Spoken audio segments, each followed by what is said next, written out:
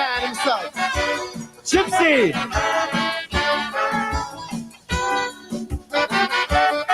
Thank you very much.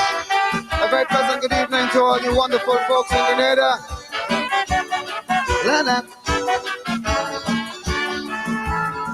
Check out my complexion. Take a look at me and tell me, am I what I am today, or am I still what I used to be? If you say yes, well then I would prove you wrong. If you say no, well then I'll go with you strong. Because I know the black man of today is not what he used to be yesterday. Though he's moved from the cotton fields and from the bondage of slavery right into major universities, graduating with honor and degrees. So many doctors and lawyers, presidents, prime ministers, who not so long were mere slaves and indentures. My friend, what else can I say? But the black man have really come a long way. La la la, la la la la la, la la la la la la la la la.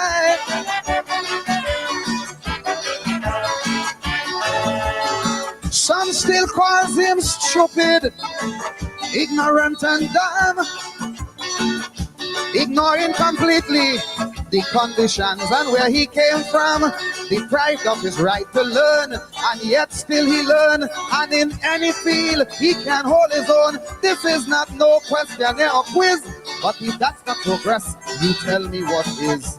Moving from the cotton fields and from the bondage of slavery right into major universities and graduating with honor and degree. So many doctors and lawyers, president, prime ministers, who not so long were mere slaves and indentures. There's not much more I can say, but the black man have really come a long way. La la la la, la la la la.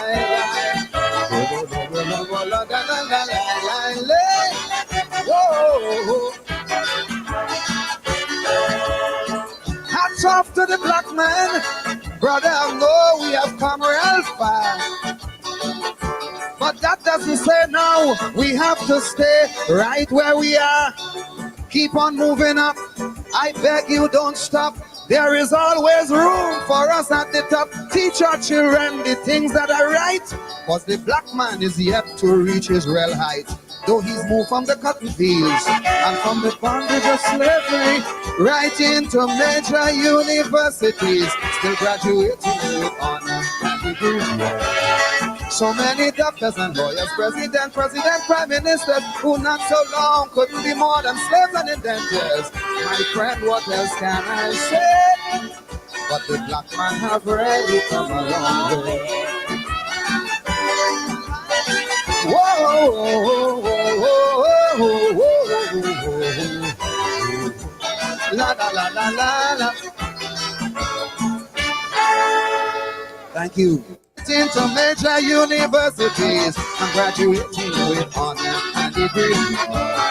So many doctors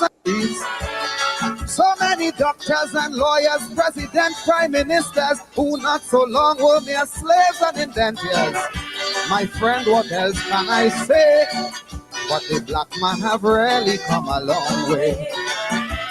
La la la, la la la la. La la la la la la la la la.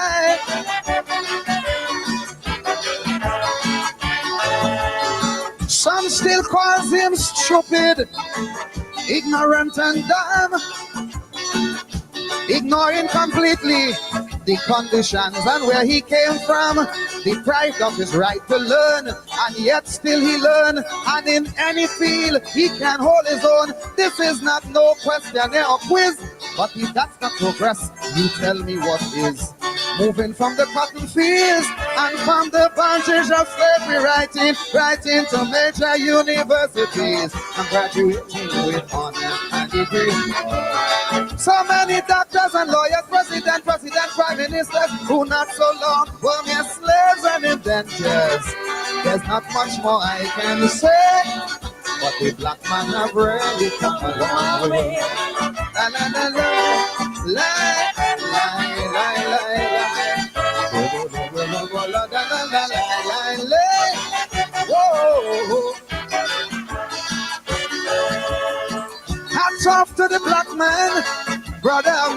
we have come real far.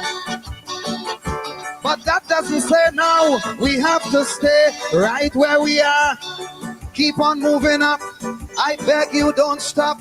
There is always room for us at the top. Teach our children the things that are right, cause the black man is yet to reach his real height.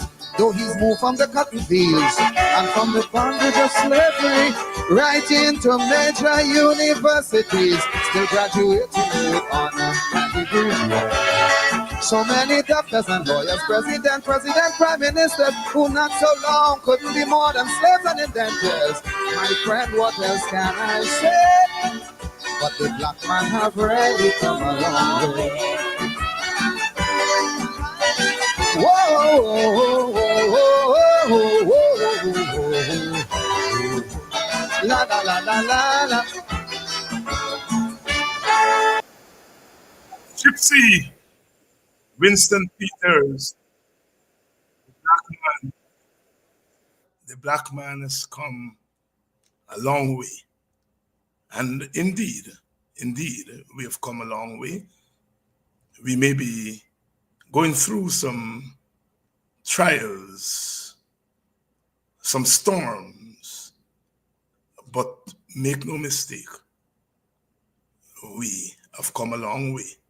Happy Black History Month, and we will be observing Black History Month as we go deeper into this month.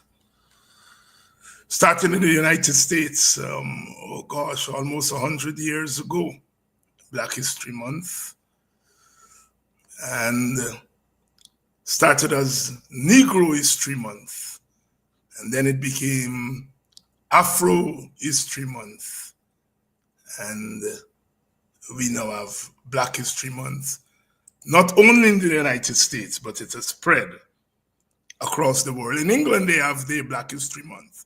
It's in October. And Canada has a Black History Month too. But the American Black History Month has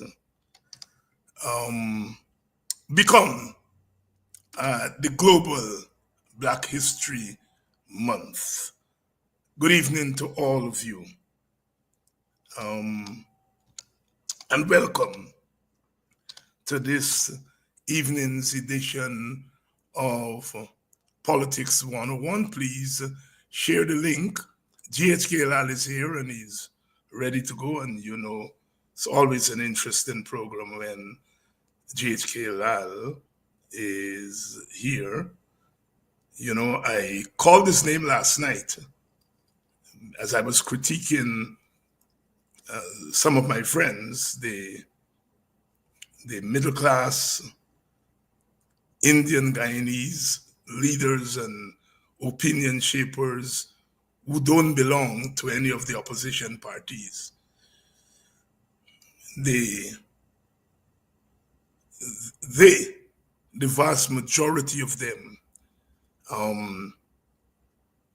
they will take on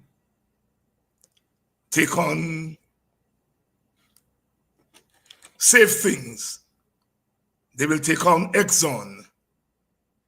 They will take on other issues, but not a word on biometrics, not a word on Indian domination, not a word on corruption.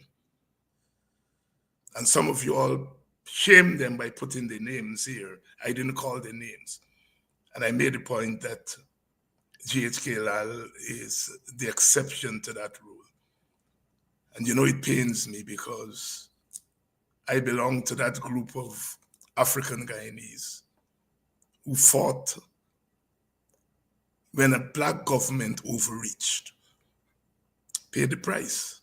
The scars are here to show. Some of us went to prison. Some of us died because we said, you are black like us, but you're wrong.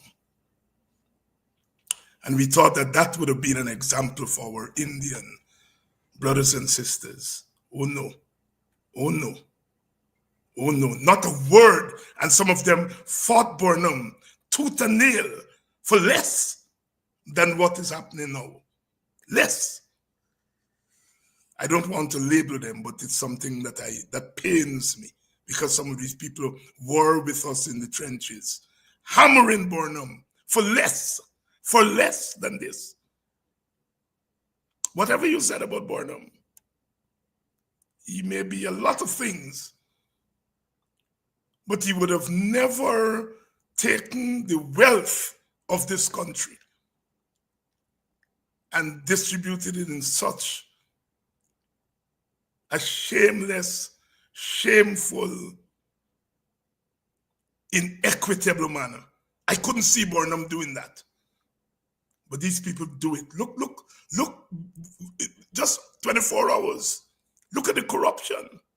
From housing to money laundering.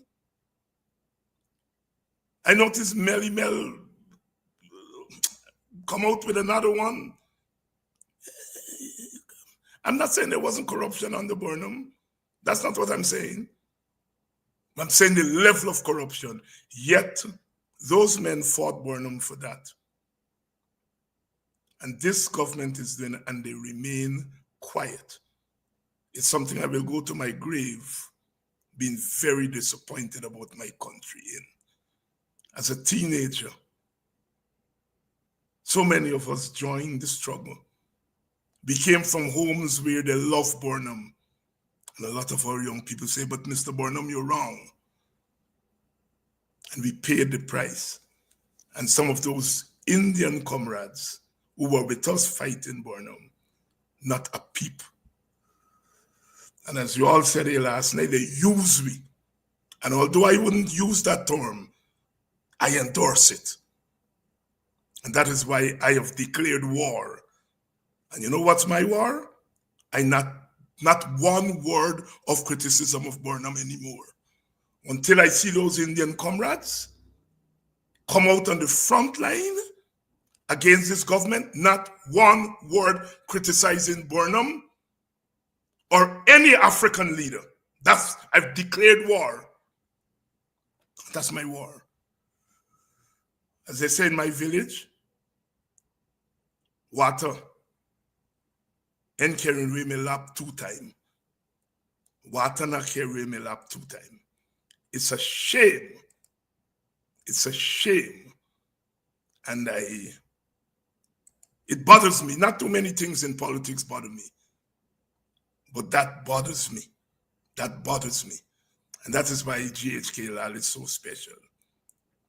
You know, because he's the exception to the rule.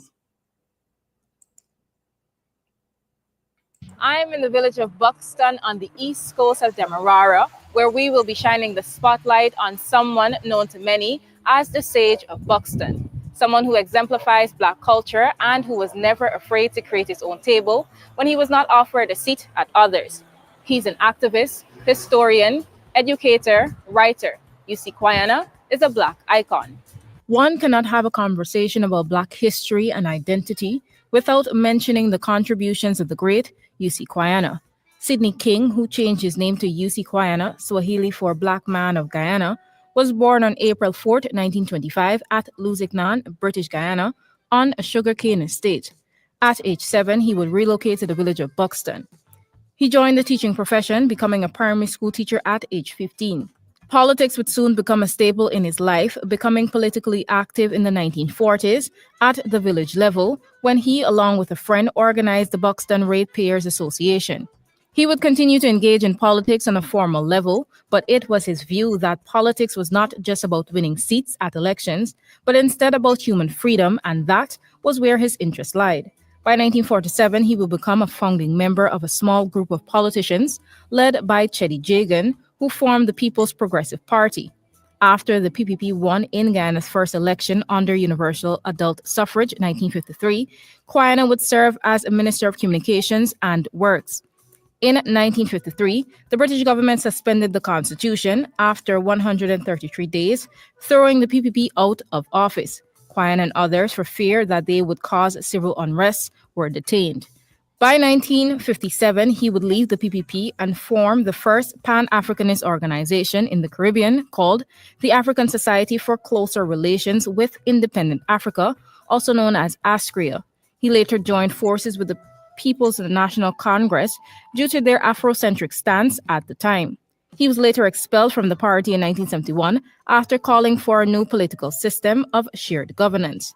By 1974, he joined the Working People's Alliance. Kwana served in parliament for several years before retiring in 2002. Interestingly, Kwana wrote the anthem for the PPP, All Fighting Men, PNC, the Battle Song, and WPA's People's Power. Political career aside, Kwana founded the Buxton County High School in 1956, where he was the principal. Askria and UC, by extension, launched a cultural revolution that introduced the level of self-love African Guyanese can sometimes take for granted. We salute UC Kwana, an intellectual and a Renaissance man whose contributions to the development of African Guyanese will forever be acknowledged and celebrated. Join us on Monday as we continue to hurdle the contributions of our African Guyanese heroes and heroines. You know, when that young lady called me about 2 years ago and said that she was doing this series and she wanted to start with the UC Guyana and she needed to talk to me about his political life. I cried. I cried because I know Guyana, having grown up at his feet, so to speak, and I know of his contributions to Guyana, the Caribbean, and further afield. And that in his own country, he's not been honored. A lot of the young people don't know him, all because we have a political system and we have a media. We have a media that sees everything as PNC versus PPP. And all of us get caught up in that.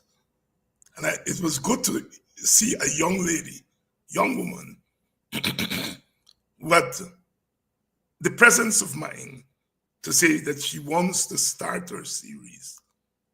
Not with Burnham, not with some of the names that are better known, but with the EUC Guyana, who she had come to the conclusion from the home that she grew up in, that he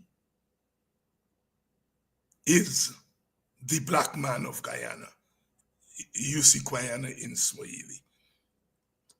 On this Black History Month, we salute the UC, who will be 100 years in a couple of months. And we'll have a lot more to say about him as we go forward. Good evening to all of you at Linden. Good evening to all of you in Buxton, from Buxton. Good evening to all of you from Bobis, Essequibo, Georgetown. Welcome to this evening's edition of Politics 101. GHK Lall is here and we're going to begin the conversation shortly. Please share the link, let everybody know that we are here and we are ready to roll. In a couple of minutes, we'll be ready with GHK Lall for our conversation this evening. Welcome to Politics 101. My good friend Turkey from Buxton. Hail up, my brother. I see, of course, Denise Booker is here. Thank you very much. Guyana News Update is here. Very good to see so many of you. Mark Ormanstein, welcome. Patricia Graves-Andy, Cyril Walker, a religious attendee, Carlisle Madbu, welcome. Welcome to Politics 101, Denise. Another Denise here, Sheila Hazel, Corinne Day, Lester Beckles, Claudette Boville, Shireen Baines, welcome, welcome. Welcome, June Griffith. Welcome, my good friend. You've become like a friend now, Mary Figuera. To all of you out there in North America, where you're going through or you're witnessing with your own eyes what political excess can lead to. And, we've been ringing the bell on this program. We've been ringing the bell that what we are in the midst of is nothing serious. It's very serious, sorry. Sometimes when we are in the midst of history, we don't realize it until we get further away and we look back. This is a pivotal moment. Those of you who are critical of what is happening in the United States in a mere 2 weeks, in a mere 2 weeks, that could well be our country in a year from now. We are hanging by the shoestring. There is no class democracy. Wealth is not distributed evenly between those at the top and those at the bottom. There's no class democracy. That's gone. There's no racial democracy. That's gone.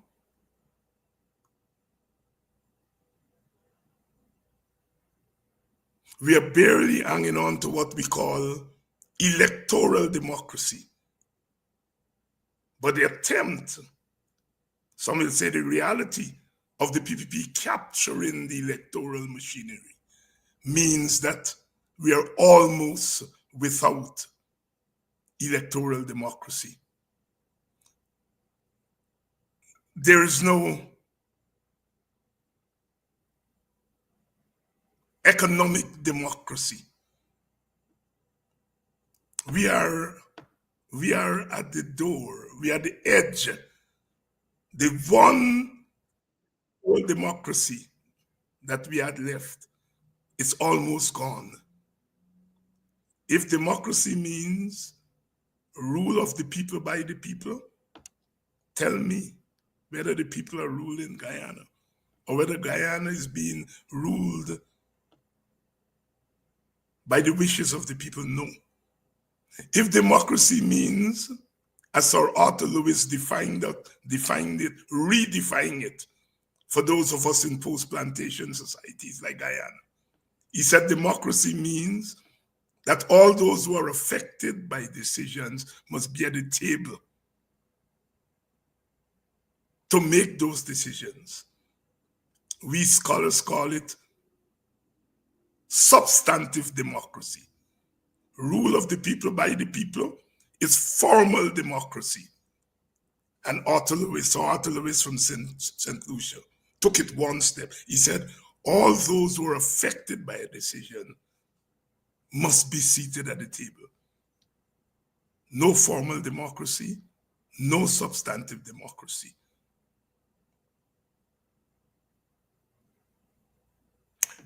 And what is worse, again, look at the United States. Almost half of the population are being beaten into supporting the defeat of democracy, the beating down of democracy. Same thing in America, 48% vote for it.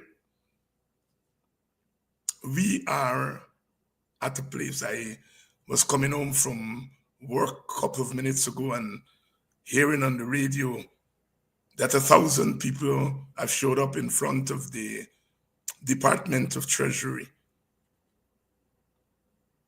protesting against Elon Musk, who was not elected and who's in effect a co-president. And I heard some of the Democratic senators there, Elizabeth, and some of the others were there. And they're saying, we are fighting back. And I wanted the Guyanese leaders in the opposition to hear that. In America, they're taken to the streets, and they're saying, we are fighting back. I ran into my old director, head of department, who is now long retired. I ran into her as I was going to class today. And of course, the talk got right away to politics. And she told me in a predominantly white tongue, just up the road from where I am here, more than 1,000. They gave the official figure 1,000. She said it was almost 3,000, mainly white young people took to the streets. The police came up and they were tear gas and so on, and they didn't run. They fight back. We are living in interesting times. What is happening in our country is no sport. It's no sport. It's no sport. It's serious. We are hanging by the thread. They describe us as an electoral democracy. And now we have the election rules that are facilitating rigged elections, which means electoral democracy is gone. It's gone.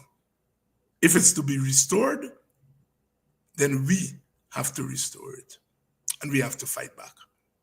I think we're all mustered now, and let's bring in GHK Lall.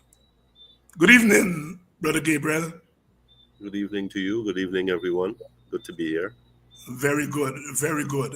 I hope I have not depressed you with my comparison between what we are seeing in America and what we are seeing in Guyana.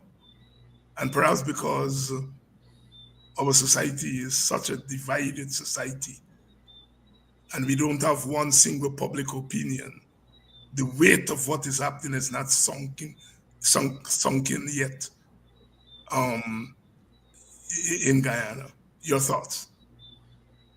Well, it's not depressing at all. It's enlightening. Good evening, everyone, again. In that America, this bastion of democracy, has deteriorated before our eyes in a matter of 10 to 14 days. We kind of saw it coming, but not to the extent and the intensity that has been manifested in 2 weeks. Now, just before I came on this program, I got a post, one of these WhatsApp things, where the people in Little Guyana, Richmond Hill, Queens, which is the Indo-Guyana. It's as you know, David, it's heavily populated by an Indian contingent from here over the decades. They are bitterly complaining that in a community that has contributed, people are being undocumented residents are being uprooted. Not one of those big ICE raids, but people are being challenged and intercepted, and there is a great level of fear. There's a great level of fear that the people who voted for Trump, who supported him in the last elections, some of them are now extremely remorseful of where things are in America and in general, and specifically in their own neighborhood. People who came to make a living, to raise their families, to send back some money to those that they have here, are now saying, well, where's the limit? So this creeping fascism in America of all places. We look at Guyana. It's good to see in Arizona that 3,000 young white white youngsters could come out in the streets and raise their hands and say, well, we don't want to go down that road. This is Vietnam all over again. This is 50 years coming back because people recognize a threat. They recognize a threat to democracy. And I think it's an eye opener for us here in Guyana, where we've got to stop sitting on our hands. And as Hakeem Jeffries, I think, correct me if I have it wrong, says there's going to be a street fight. And I Yep. think, yes, we've got to take this to the streets to get our message and our position across, that this is a breach of everything that we stand for. This is a rollback of the things that we have gained, and this cannot be countenanced.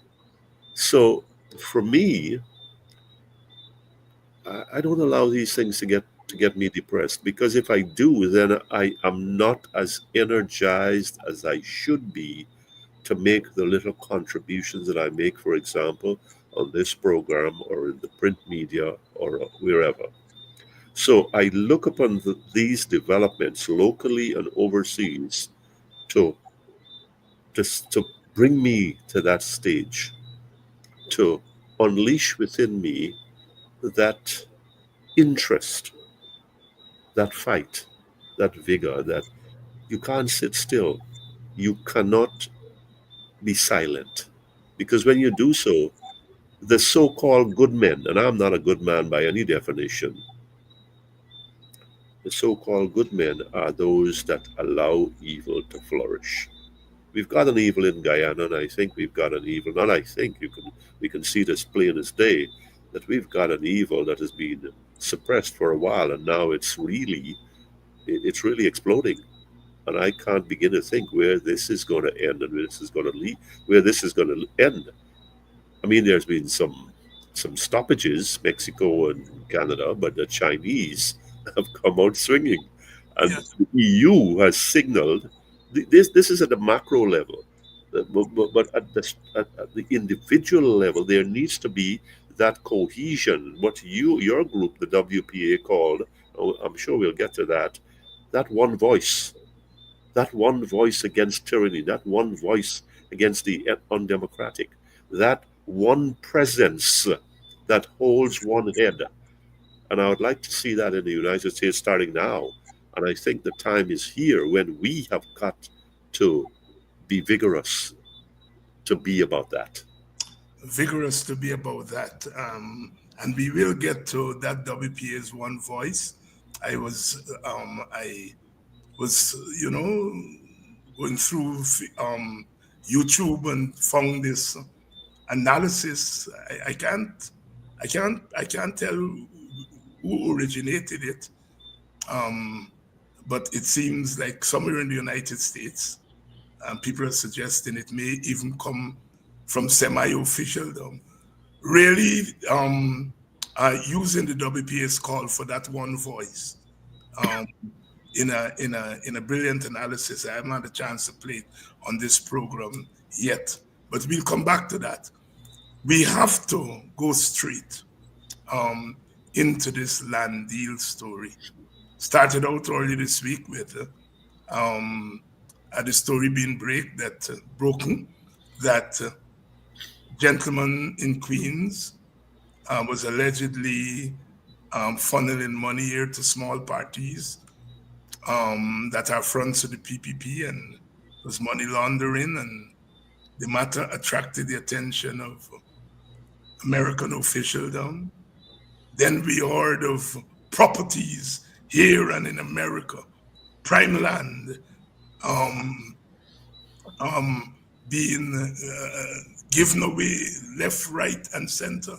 Then we had last night hearing that the person who's the CEO over there at the Central Housing and Planning, apparently, allegedly, is caught up in all of this, and he resigned. Gabriel, you've been paying a lot of attention to corruption. I don't know if you find the time. You once wrote a column years ago saying that you don't know where David Hines find the time to deal with the issues that I was dealing with at the time. I want to pay you that compliment now. I don't know where you find the time to keep on top of all of this, and I don't mean just physical time. You know, the brain time. To really deal with this, but this thing has fast become a scandal. Your perspective on what we have seen in the last couple of days. Before I go directly to the question, let me say to our listeners and viewers that I didn't come back here to make money. I came back here to give of what I can give, what I'm able to give to this society without any distinction. I've done it with hospice work for years. I've done it with spiritual work, and the public sees media work, and that's not work. Those are volunteer. Anywhere you see me, Village Voice, MRR Starbrook News, Kaichur News, and so on. So that's the first thing I need to say. It's a visceral and psychic commitment. And I heard you in your intro. It would be so inspiring to see other Guyanese, especially my Indo-Guyanese brothers, who are good people, to not have lost their sting, not to have lost their principles such as they had or have, and to be blind, willfully blind as to what is going on. Now, corruption. I believe two things I'll say here. I believe that a man having paid his dues to society, however that is, fines and jail, is entitled to a second chance. But so many chances, so much of the largesse, so much of the riches of this country, under such circumstances that they have to be secreted away. I mean, you give a man a house lot to start over and catch his foot, catch himself. That's one thing. But when prime lands, 30 acres here and 12.5 there, and another 5 there, we're not talking about the list that you saw before this program, with a different man.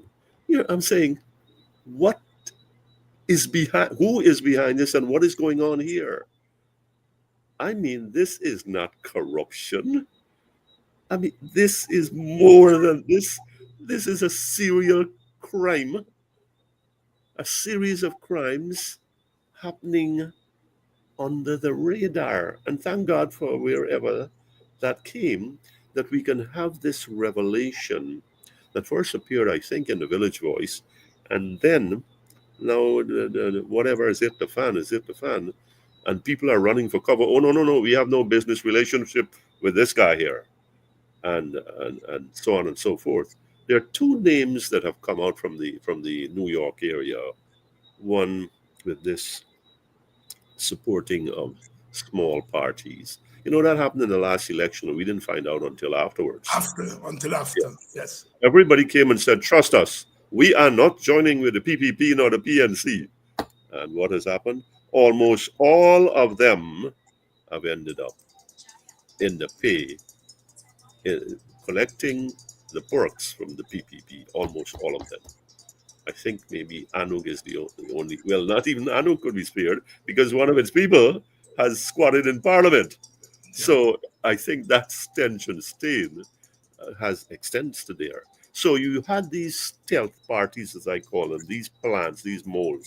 And now, even before the election comes up, this cycle is back again. So that's one part. Money laundering reported to the Department of Justice and whatever else going on there. Now, land. Let's stay with this land business.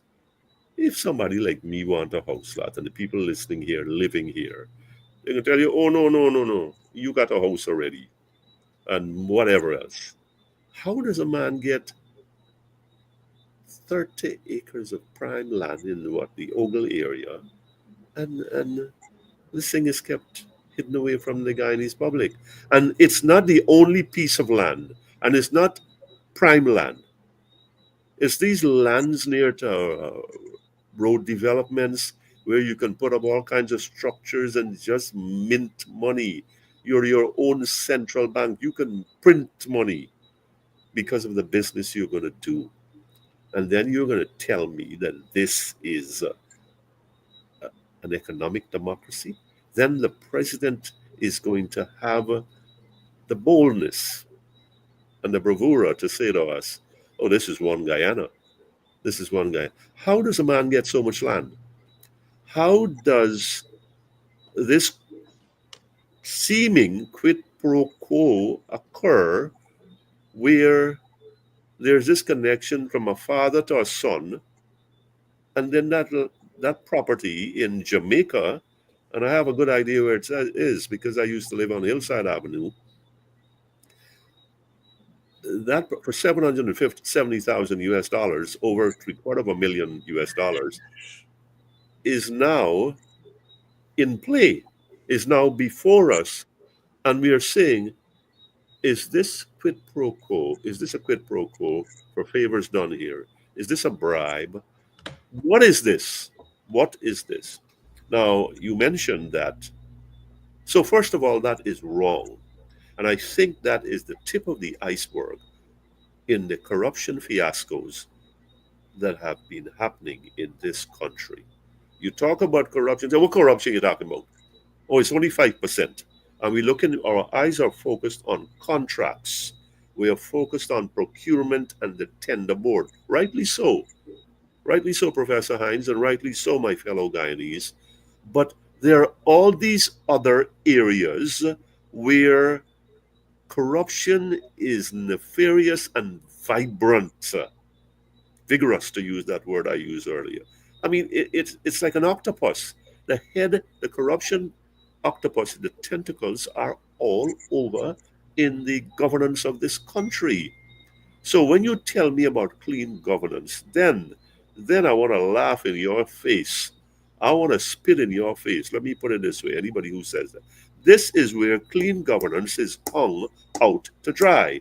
It is stripped naked and hung up there, and everybody should see it, because what are you going to say here now? One person, one group of people who is very, very much in the commercial, a newcomer in the commercial sector, but very, very prolific, is come and say, hey, we know this man. Or not we know, we got no dealings with he. I'm waiting for what the politicians have to say. I'm waiting for where that's at. Now, I want to come to the second aspect of this prime land business. This I think, has corruption fingerprints all over it. I want to bring in the Honorable Vice President, our brother, Dr. Bharat Jagdeo. He's on tape. This fellow with the prime land, this beneficiary, this Guyanese who lives overseas, is a friend, is a friend. And the foreigner, the Chinese fella from Vice News Infamy, what's his name again? Su.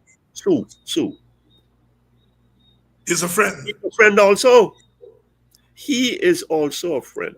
Now, Professor Hines, when you're a former president, when you're vice president, you don't got certain friends. You don't got certain kinds of friends.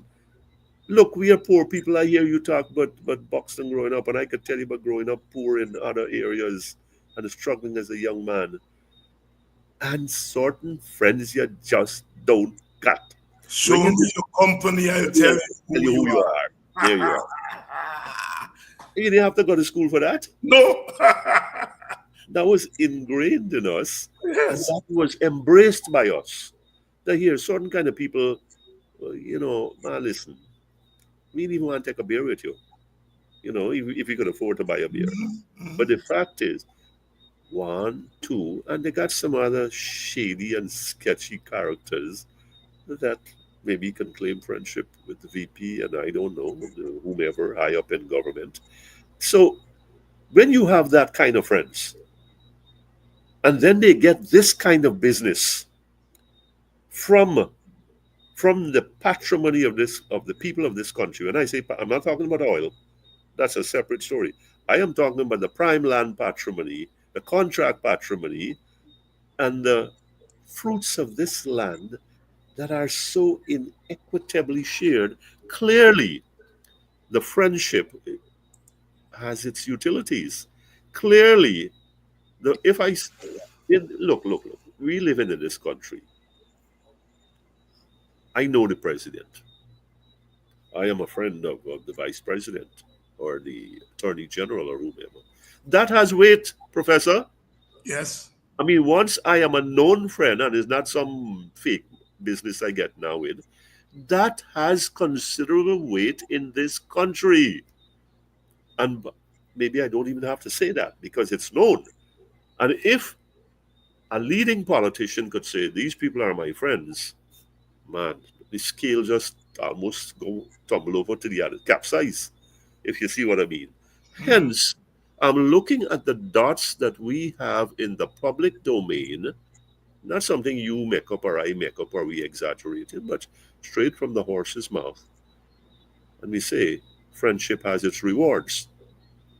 How do we explain all this land going to one man, a convicted felon, no less, and then this company that he had, and then the family, it ran down to the family, and now our senior public official, senior public servant, has resigned. Do you want to talk about that now, or you want to go You on to? know, go right ahead. You go right ahead. Look, I'm asking myself whether this man did the honorable thing and fell on his sword, or whether he took a dive. Now, I'm going to give him the benefit of the doubt, as I wrote in Demerara Waves today. It was sudden. It was surprising. I thought that he was going to challenge. He didn't. And even more revealingly, fellow Guyanese, I was hoping that in his explanation, in his own defense, in whatever he put out there would have been this sentence: I am GHK Lall, and that GHK Lall is a totally different person. We're not the same person. We're not one and the same. I ain't got nothing for do down with that, and that ain't got nothing that can touch me. Right? I didn't hear that. I didn't read that. I didn't see that. So it would have been very, very comforting to hear that. So, taking what has transpired, prime land disclosure, and I'm grateful for that because everything is such under such lock and key in this country. Everybody is so tight-lipped because the facade that we have clean governance and things are pure and perfect. It cannot hold when corruption is at the level that it is. Corruption that starts in the budget, where I see tens of $billions that could be siphoned off that are really earmarked for a PPP slush fund, right? Between 30 and $40 billion is what I calculated. Now, so there's the infrastructure emphasis, the predisposition, the over, I think it's over half in terms of so much money in another record budget going to infrastructure. That means you are feeding the corruption monster. Then comes this, you call it a scandal, man. That's an understatement. This is not this is a catastrophe because it comes on the heels of others, whether it's contract awards and the others that we don't know at this point, including the one you saw, this afternoon, which has a ring of credibility about it, and it says how how deep below the tip of the iceberg that we see, how big is the black ice? How big is that thing below the water that we can't see? Right? In other words, put it more simply or clearly, how much more corruption we got in this country. I have gone on record more than once in saying that the PPP government is a vast national criminal enterprise, and when these things happen, they they serve as confirmation of what I've been saying and others have been saying. How to go back to return to what you said at the beginning of this program? How is it that conscientious Guyanese who claim to have honesty and principles about them, are suddenly tone deaf, blind, and speechless? We're not talking about pockets. Governments all over the world corrupt. We are talking about a tsunami of corruption. We are talking about corruption that is rampant and widespread. We are talking about corruption at runaway levels. And the latest development involving prime lands is the newest exhibition, one of the bigger exhibitions of the corruption beast in this land. And look at, in a short space, we were talking about 2 weeks in America, in a matter of 2 days or so, the names that have come up, the people that have been ensnared, the people who are backing off and saying that we ain't got nothing to do with that. We ain't got nothing to do with these people. And I am asking myself, how many more are in this? And you know, and I know, this is a whole ring. This is a whole network. As the mafia said, this is a whole family. Right. You know, Colombo and Genovese and all of that. Mm. This is a whole family at work here, and their life interest is thieving the money and the land and the patrimony that belong to these people of this country.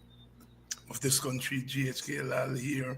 And you know, he's referencing, and I did at the top of the program, this recent expose as I was coming on to the program. She names someone who is claimed to be the best friend of the president. Um, 30 acres of land at Ogo, 5 acres of Red Road, a Heroes Highway, 5 acres of Diamond and Heroes Highway, 4 acres within airport compound, 10 acres at Letem within the area of the airport expansion, 3 acres at Letem commercial zone, 10 acres at Long Creek, Linden, 100 acres in Bobis, Ibini area, license to export gold, numerous gold claims, quarry license, accountant and real estate agent to the Emirates that build in the hotel on Carifest Avenue. 50 companies registered using Success East Bank Demerara addresses, Eccles, and 169 Charlotte Street. Pro- Professor Hans, before you go on, could I interrupt, please? Yes. I forgot something. My focus was on the quantum, the amount of land, prime land. But we talk about the price of the land. The price, The yes. price of the land is another giveaway of what is at work in this country in PPP government land. Because when I did a rough calculation, a house lot is about 1/8 of an acre, give or take, right? Yeah. And the price that these people get, that we are hearing for the pay for this land, is less than half. Well, a poor man paying out there for a house lot after waiting for years, Yeah. right? So this is not only they get so much land, and they get so much prime land, excuse me, is that they get it for what we call in the States a bargain basement price, almost like a flea market. That's where they take our assets and doing with it, sharing it out among themselves at flea market prices. So I mean, that alone is an abomination. You know, scandal. Scandal is them thing where people play around with one another and them kind of business. Some sex scandal or so. This is money we talking about. Yes, This yes. is the Habs ripping off this country with the aid of the politicians, and the have-nots looking on and say, "What is going to come of us? Why nothing in coming to we?" So again, I come back. This thing is going to have to to get to that place where we're going to have to get off our hands and get out of our studios and say, "Look, we we ready for talk business, however that is defined." However, that is defined, GHK Lall here. GHK, what Melly Mel has put out here, I have no way, you have no way of verifying this. Um, but even if a quarter of it is true, even if a quarter, people that say, you know what I mean, every little thing get an ounce of truth inside. Even if an ounce of this is true, my God, my God, what has our The country become? Yeah. Well, look at something. I know the name, right? And as you know, I'm not on social media, Right, but I pick up a strain in what this young lady says. I don't know her, right. right? Most people that I may mention their names, I've never met them. I don't mix with people, right? Here's my story. If you notice the things that she put out, some big people in this country rail up. Oh, libel, lawsuit, this, that. She said, if you're ready for tango, I ready. And they fade away with their tail between their legs. The Big people legs. in this country. So Yes, I am interpreting that, ladies and gentlemen, my sisters and brothers, to say, you call them quarter.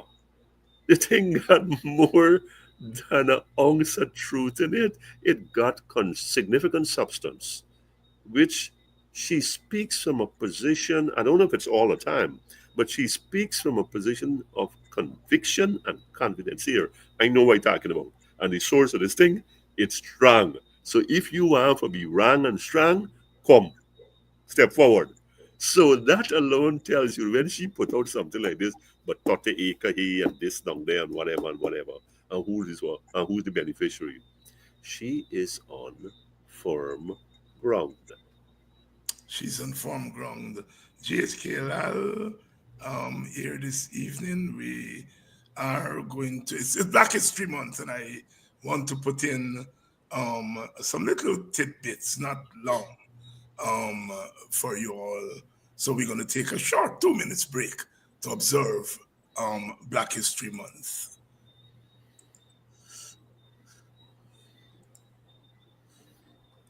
Done on the east coast of Demerara, where we will be shining the spotlight on someone known to many as the Sage of Buxton, someone who exemplifies Black culture and who was never afraid to create his own table when he was not offered a seat at others. He's an activist, historian, educator, writer. UC Kwayana is a Black icon. One cannot have a conversation about Black history and identity without mentioning the contributions of the great UC Kwayana. Sidney King, who changed his name to UC Kwayana, Swahili for Black Man of Guyana, was born on April 4, 1925, at Lusignan, British Guyana, on a sugarcane estate. At age 7, he would relocate to the village of Buxton. He joined the teaching profession, becoming a primary school teacher at age 15. Politics would soon become a staple in his life, becoming politically active in the 1940s at the village level when he, along with a friend, organized the Buxton Ratepayers Association. He would continue to engage in politics on a formal level, but it was his view that politics was not just about winning seats at elections, but instead about human freedom, and that was where his interest lied. By 1947, he would become a founding member of a small group of politicians led by Chedi Jagan, who formed the People's Progressive Party. After the PPP won in Guyana's first election under universal adult suffrage in 1953, Kwayana would serve as a Minister of Communications and Works. In 1953, the British government suspended the constitution after 133 days, throwing the PPP out of office. Quine and others for fear that they would cause civil unrest were detained. By 1957, he would leave the PPP and form the first Pan Africanist organization in the Caribbean called the African Society for Closer Relations with Independent Africa, also known as ASCRIA. He later joined forces with the People's National Congress due to their Afrocentric stance at the time.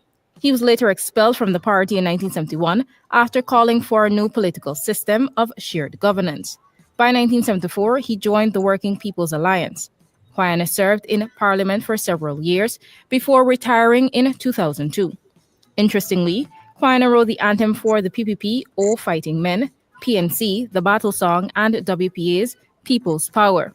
Political career aside, Quine founded the Buxton County High School in 1956, where he was the principal. Askria and UC, by extension, launched a cultural revolution that introduced a level of self-love African Guyanese can sometimes take for granted. We salute Yusi Kwayana, an intellectual and a Renaissance man whose contributions to the development of African Guyanese will forever be acknowledged and celebrated. Join us on Monday as we continue to hurdle the contributions of our African Guyanese heroes and heroines. Thank you very much, dear. That program originates, that series originates on HGP Nightly News, Channel 67, as you all call it in Guyana, out of BV, Better for Wacton. Thanks to them for introducing that series starting about 2 years ago. It's Black History Month, and so we will take a little time sometimes on this program throughout the month to highlight Black history. Salute to the father, if you will, of, I know Kwayano wouldn't like me calling the father of anything, but he certainly is the pioneer of modern African Black power consciousness in Guyana. ASCRIA, as you heard there, was the first Black power organization. It was formed in 1964, long before the actual Black power movement, which got going in 1968 after Walter Rodney was banned from Jamaica. Some of you are asking who was the young man, the friend that started the Buxton Repairs Association with Guyana. It was Teacher Martin Stevenson. They used to call them the two boys in short pants because they were actually still in short pants. And yes, Guyana did start teaching at age 15. Start teaching, which meant he didn't go to high school. He didn't go to high school. Age 15. Age 15. Thank you very much, Brother UC. And thanks to all those Africans who have contributed to our Guyana. Gabriel, interestingly, if I don't know if you noted it, when I played that opening calypso by Gypsy, and he referred to the Black man as coming from slavery and indenture. And when a calypsonian says something, pay close attention because it's not by accident. And you know, Walter Rodney himself, who is seen as the theoretician of Caribbean Black power, also did say that East Indians, Indian Caribbean people are black. And you notice Gypsy there with the same thing. He talks about slavery and indentureship, you know, and yes, there were some indentured laborers who came from Barbados to Guyana, but the bulk of the indentures were East Indians. Your comments, your thoughts? Especially in this region, you can't separate the two. Slavery had its own distinctive and callous and unmentionable characteristics. And indentureship was at a different level of intensity, of cruelty, barbarity. But you can't separate the two in this region. And here is what I want to zero in on. And to get this over, to hear my choice of words, please, my fellow black Guyanese and my fellow Indian Guyanese. If you're in white, you're black. Exactly. So let's make no mistake about that. Let's not fool ourselves. Not let's engage in the pretenses that we are special or we are cherished. No, no, no, no. One drop of blood. Remember the law? One drop of blood. Don't worry with one tenth and all them business. And you're not white. So, unfortunately, and as a practical matter, this is where we are. So, yes, the two can be fused together. And I want to go back now to Quayana. When you talk to this elder, you call him brother, for me, he's an elder. Tell him that he was a radical at age 15. We got to go back and check the labor laws at the time there. That's one. But interesting, you mentioned that very, very valid point and searing point that in high school, at 15, he was in the work ranks. Yeah. He was in the toiler ranks.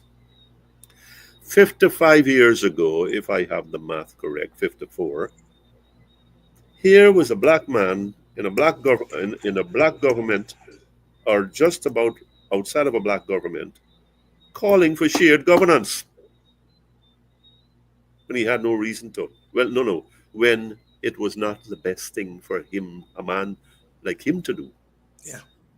Today, when we talk about shared governance as holding one head, an extension of your position, of your group's position, it's like, oh, it's only now you're talking about this. But 54, 55 years ago, that was where that was. And you can only laud people who are groundbreaking in that brave manner. I've never met the man, and that's to my regret. But I heard that young lady say in the televised piece, she called him, she used a word, and I heard it the first time and I heard it again.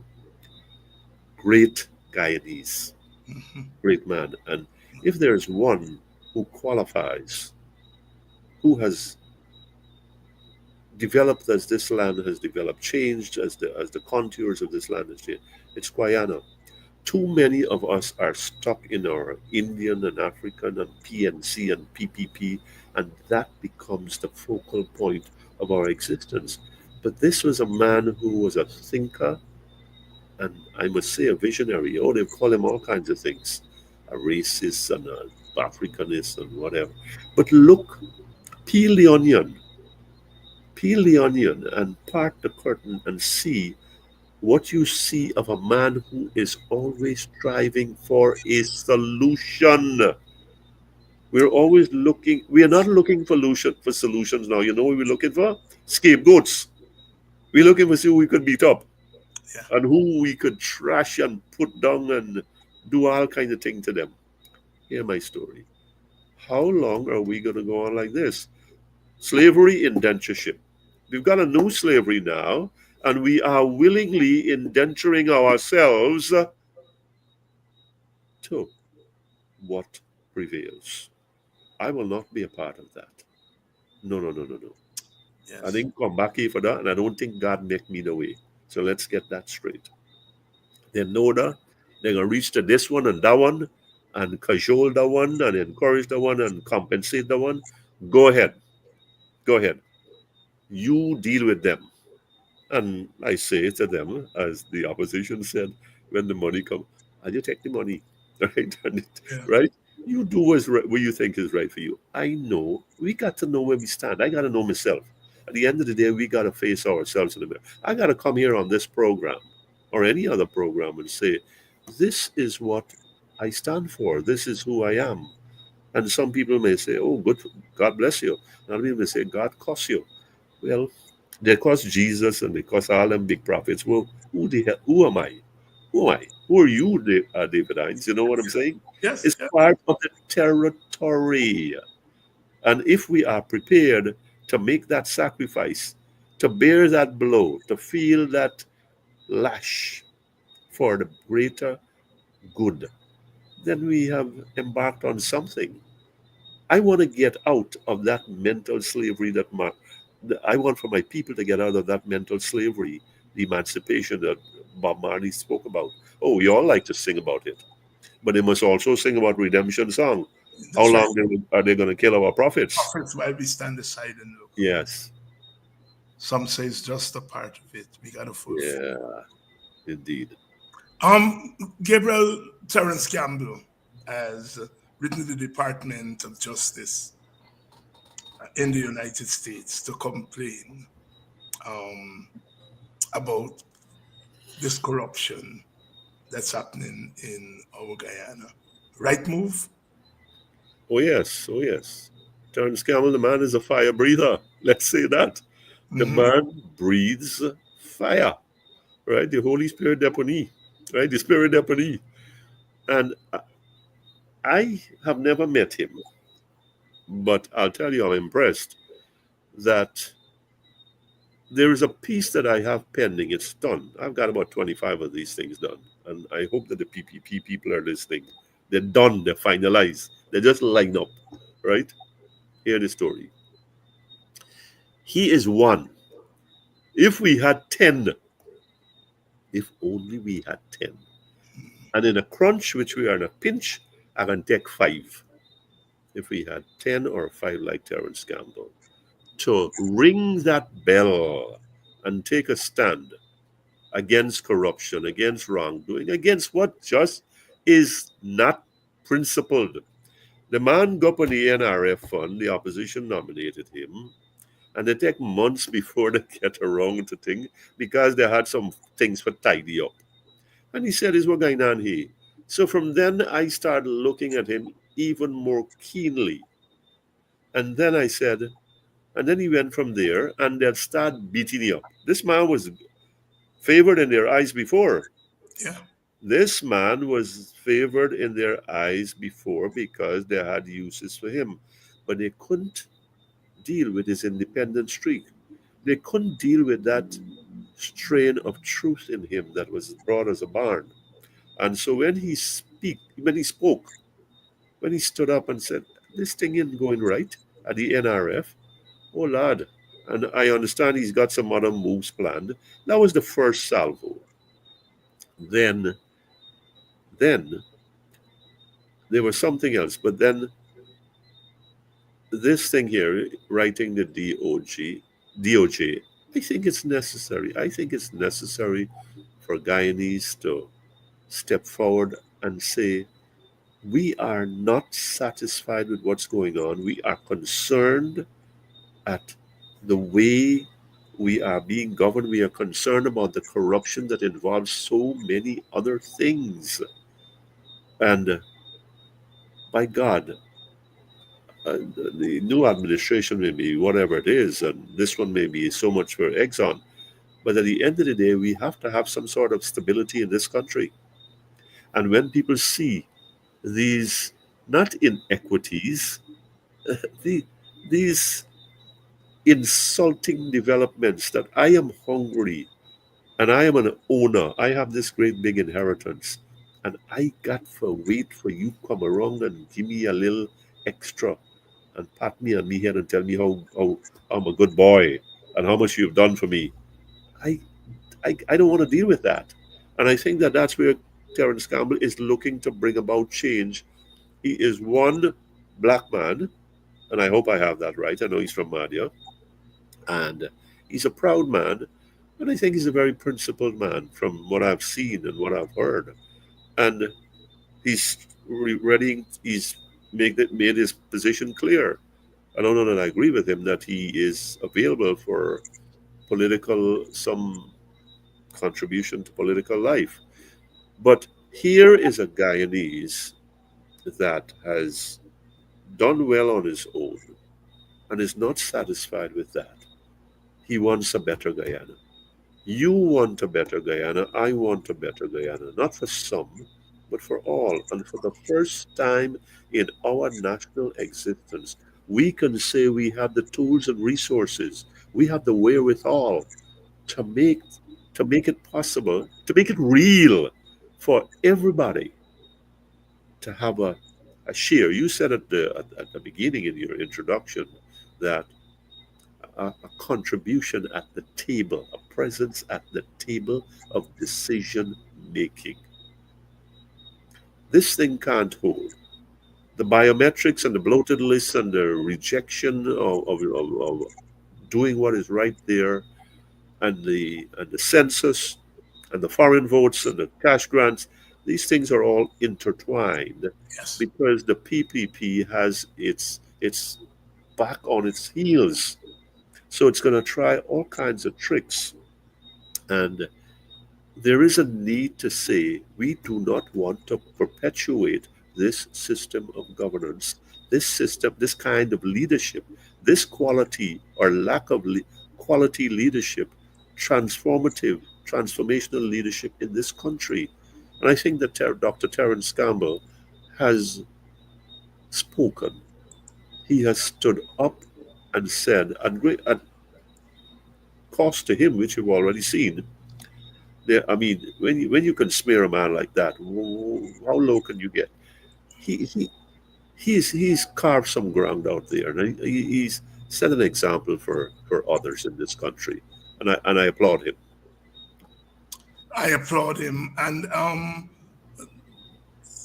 GHK, even as we are bemoaning the fact that um, not many Indo-Guyanese, Indian Guyanese brothers and sisters who are not necessarily in the PPP are coming out and raising their voices. We had one Hmm. first person, Dr. Ramaya, just in today's papers, talking about the level of corruption, and that when he raised it publicly, that the vice president berated him. Um, a little light, but light nevertheless. GHK Lall. Well, again, Dr. Ramaya, a man that I don't know what I know of, like so many others, I must commend him also to have the guts, the stomach, to come out and say what he said, knowing that there was going to be a backlash. Mm-hmm. You have to know that. And once you know that, you must be prepared. You must be prepared that whatever you're going to unleash on me, I'm ready. And I'm gonna deal with that. I'm ready. I've steeled my mind. Now, interestingly, there was a phrase that Dr. Amaya put into the public domain. He said it's the worst corruption in the history of the PPP. I want to extend that. It's the worst corruption in the history of this country. Mm-hmm. We have the money, trillions in the last 3, 4 budgets. You add them up. 1.146 last year, 1.382 or 86, whatever is one is right this year, and eight, very close to a trillion the year before. The year before, yes. Yeah. So when you add those up, all record breakers, Yeah, 3 they're trillion. yeah, the facility, the money facility to to to expand the corruption culture in this country is there. It's rooted there, and so you have the hustlers and the opportunists at the public trough, and they're almost all PPP cronies and comrades and those F's that we talk about, friends and families and favorites. So when a man like Ramaya, who has been in the system, who the people know in Region 6, who is one of them, regional Region 6 Rapid Response Task Force Coordinator. The man got to see everything. Yes, yes. He got to see everything, even if he turn his face. Because when he turn his face, one thing he's seen more on the side. The thing, the corruption is so thick, so frequent, that you're tumbling over the thing. Mhm. You don't got for look, you're tumbling over. And that is what the Ramaya said. Enough is enough. I can't take this thing no more. Enough is enough. Where, so we come back.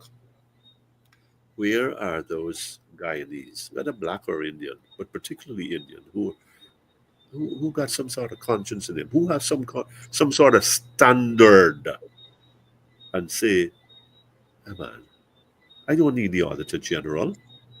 I don't need David Hines and his program. I know for myself because I've seen it. I've seen it in the poor works. I've seen it who get the work, and I've seen how they do the work, and how much money they get for the work, and all these kangaroo story about how much it should have cost and the engineer bid and who signed off and where and and then you get this charade with the president at 5:30 in the morning. I wonder if them people deliver the 31st of December. Like the deadline. We did 30 something they pass the thing. So you call people in for this. Something lots of things are going on here. And I'm glad you said we get a light, a candle. People are disgruntled, unhappy in this country. People, look, again, corruption is not, incorruptibility is nice, but it's not absolute. Human nature being human nature. The best Mhm. thing about it got corruption. Even in places like Sweden and them places, Switzerland, the, the, the, the Scandinavian countries, which are supposed to be the best of the lot, you can get it. But not corruption at this level. Not corruption involving so much money and the same set of people all the time. Not corruption for so long. Not corruption when people hungry and can't deal with cost of living.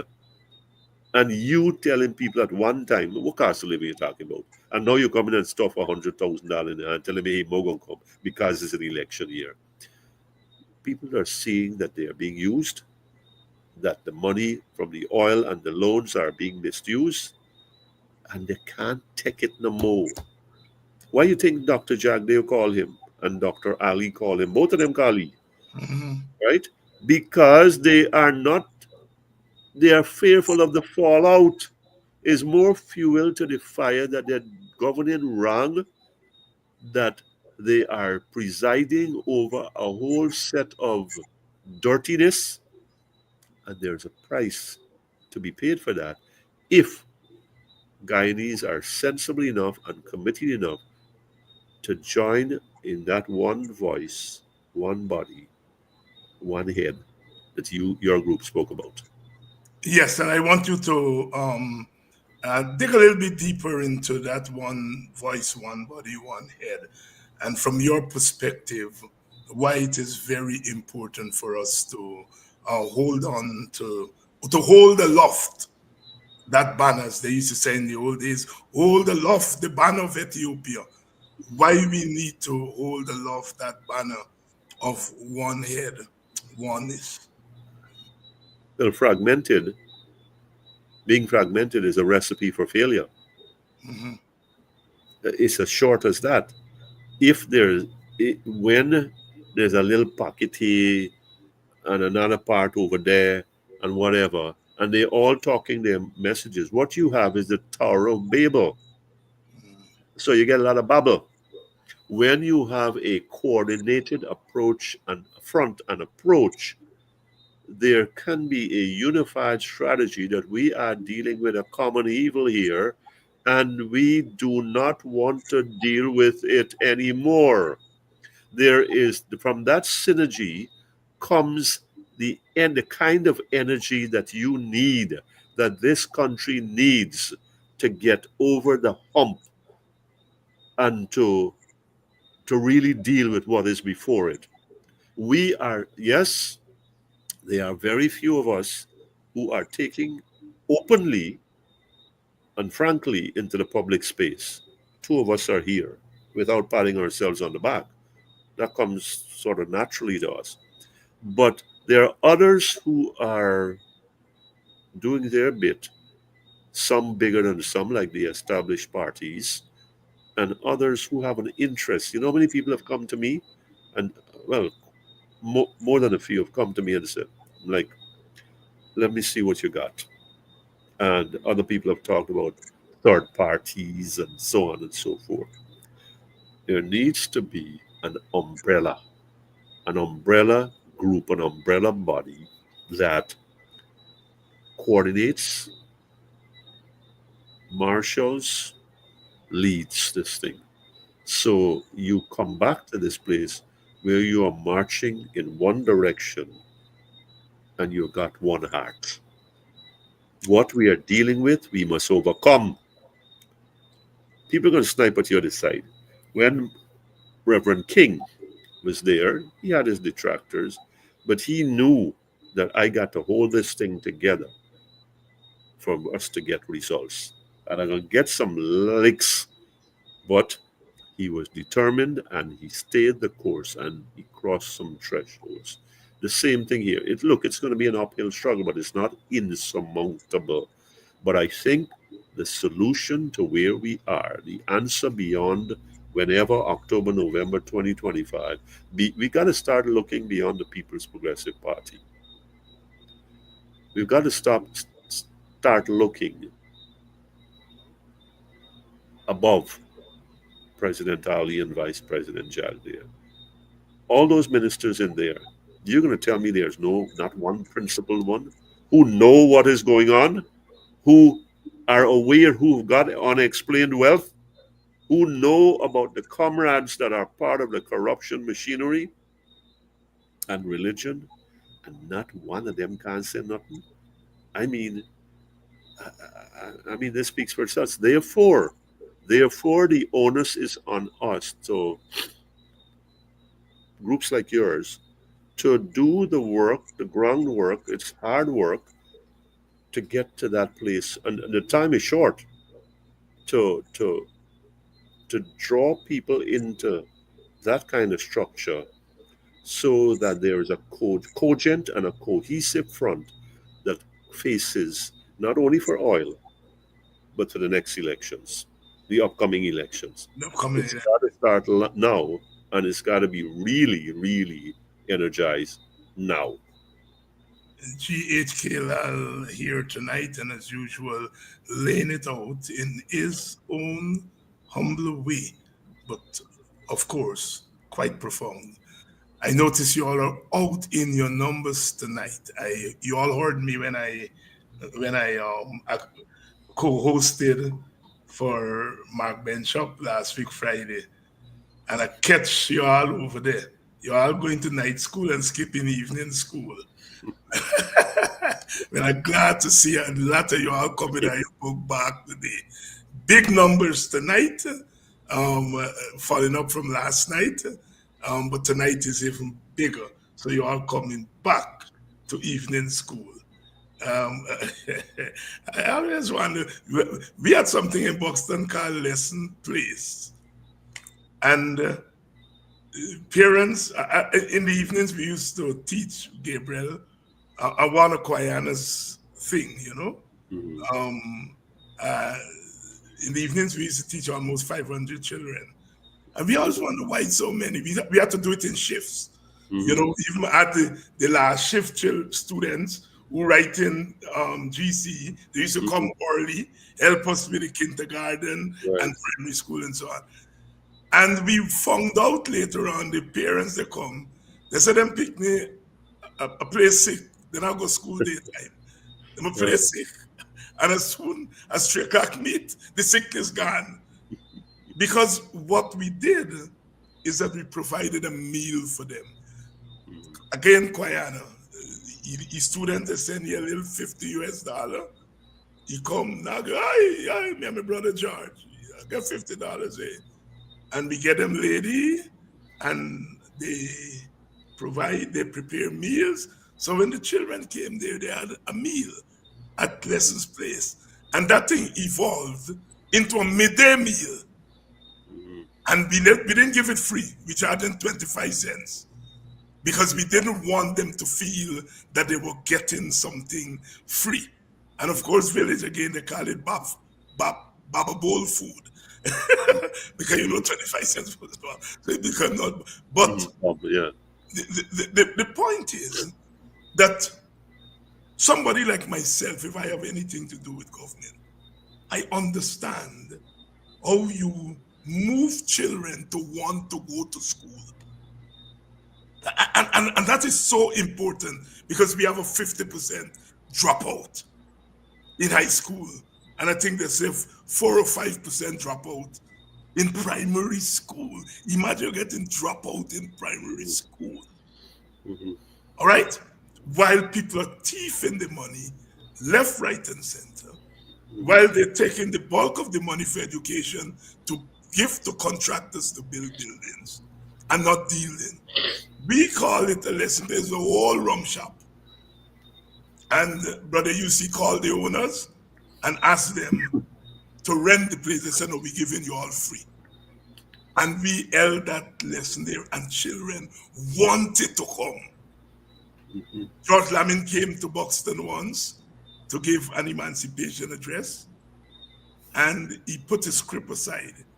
He said he can't walk into a Brocadong building and hear 7, 8-year-old children reciting Martin Carter poem and Mhm. come with a prepared speech. Mhm. he Mhm. changed that. That speech is now published in a book. But it was impromptu after he came there and saw this village that he had heard about because, he friend with Kwayan and them for years. But it was his first time there. And he wrote a novel called In the Castle of My Skin. That Mhm. was one of his early novels, which was about a similar village that he grew up in. And he said when he came there, it's like his village, but Mhm. with these children, 7, 8-year-old, reciting Martin Carter poem, he threw his speech aside.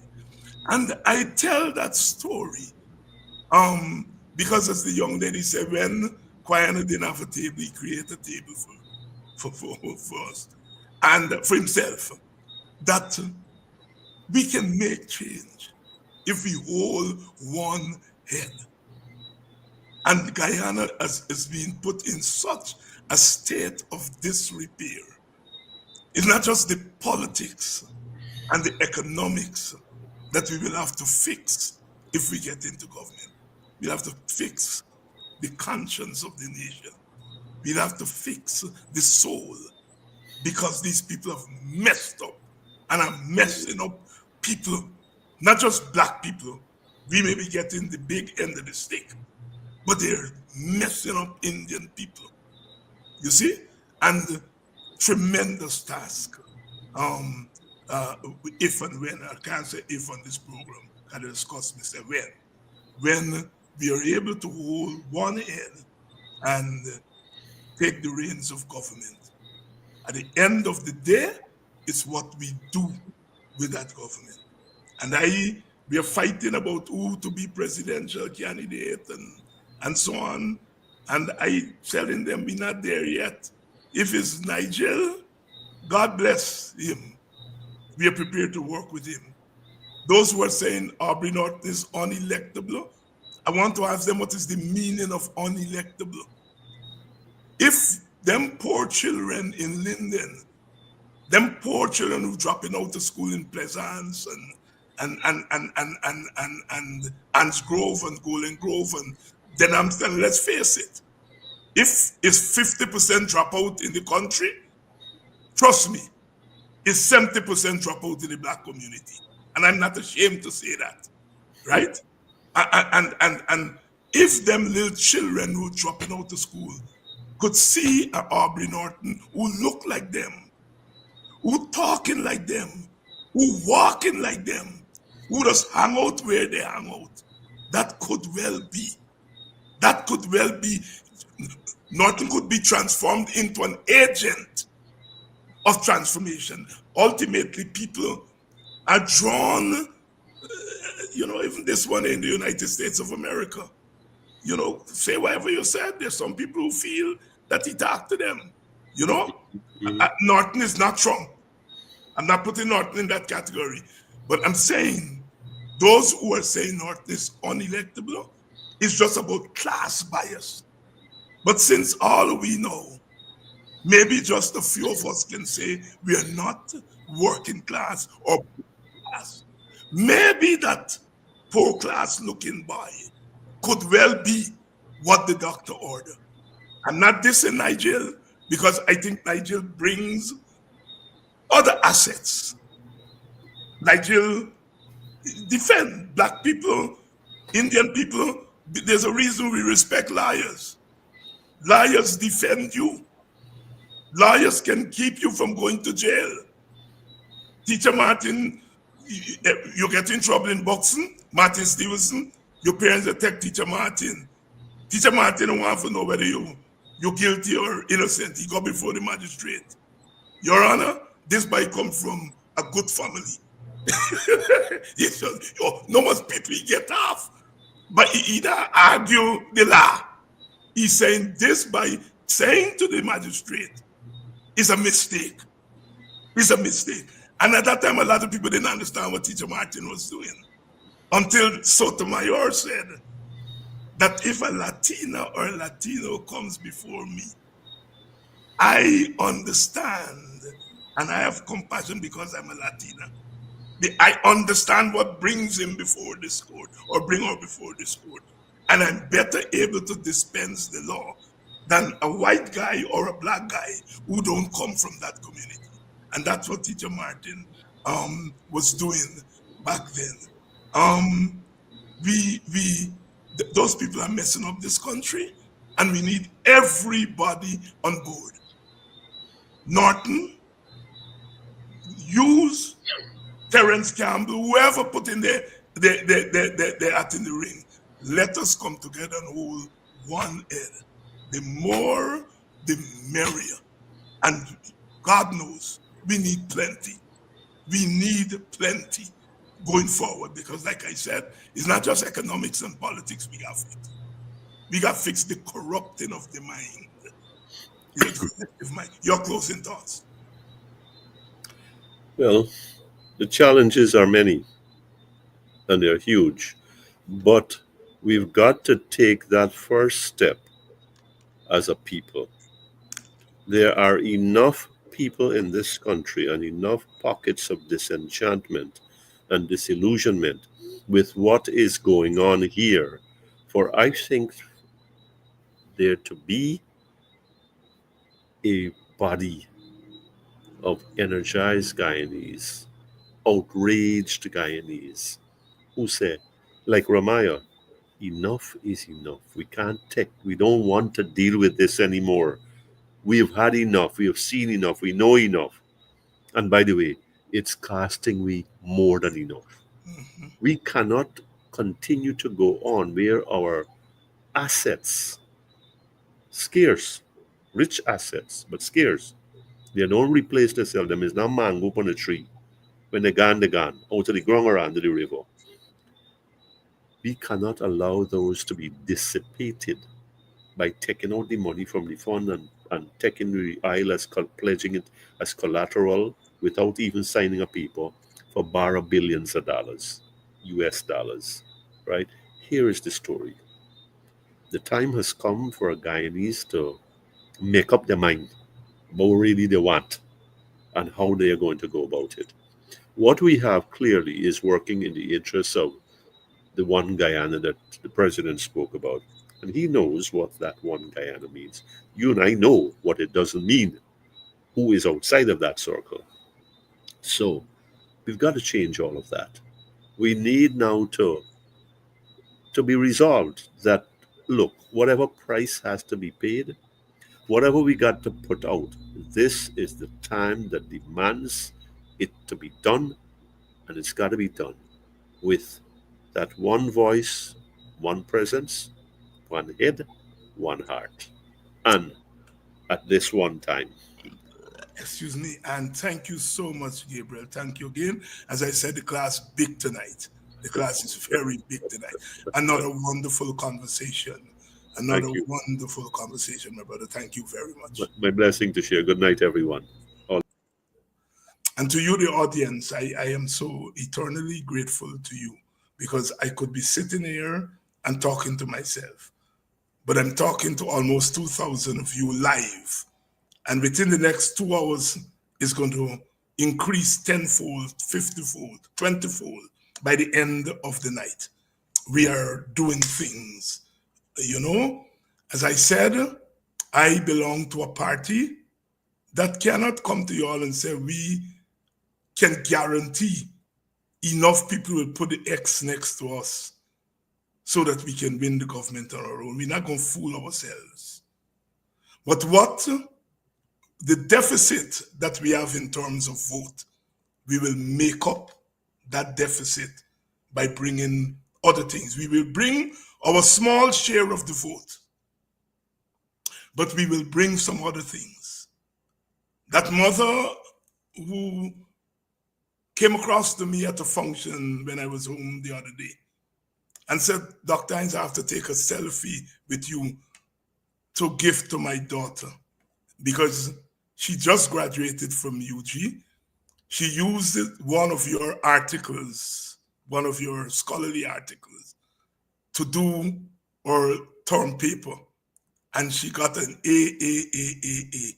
And she always wanted to meet you. She's not here tonight. I take a selfie for her. Or the man who stopped me to say his daughter was majoring in something else. And over time, listening to this program, she changed her major to political science. We are touching people. We are making a difference in people's lives. We are touching young people. They're here. They may not be up out front, but they're in the shadows. I hear from them all the time. And I'm saying all of us have something to offer. Aubrey Norton has something to offer. He has a lot to offer. I just gave you the scenario there. In terms of understanding and moving poor people from where they are, maybe they need to see somebody like Aubrey Norton. Not the polished middle class and so on. Maybe